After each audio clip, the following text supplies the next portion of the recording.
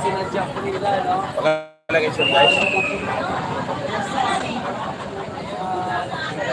Filipino boy siya raw. Eric Barker.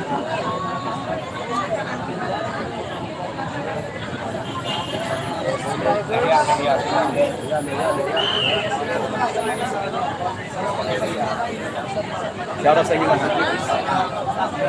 It's Lisa. Next week. Kaya din siya sa ating live show.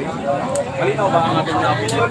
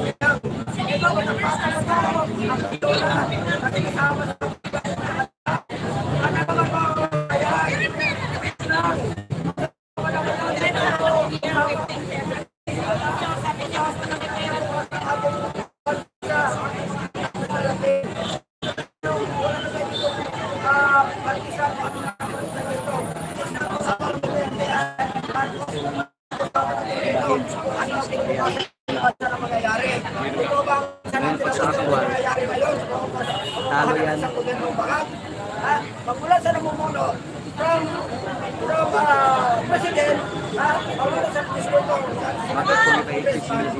mayroon pa ba tayo makukuha sa kanila? Para sa akin, dapat i-abulis na yung Presidente ng Senado na kailangan ng Senado na yan. Wala pang kitakong para makakita sa mga yan. Kaya dapat mag-ising na tayo sa katotohanan ng mga kabayan. Sumama na kayo na akin, nakakaragdag sa inyo. Lahat ng Pilipino, alam ko sa lahat ng mga Pilipino, majority dito ay mga Kristiyano. Huwag na rin tayo magkakanya-kanya dito. Huwag kasi natin.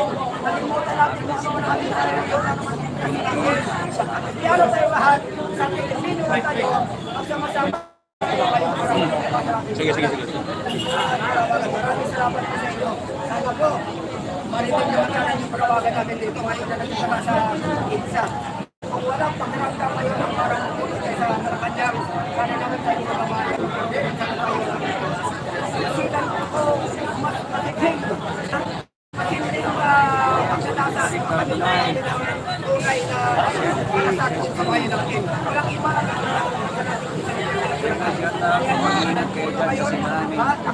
pangan sa paligid at makakapagkakal ang pinigil namin iba pa tending dito sa ngayon ang mga Marcos asin ito na ako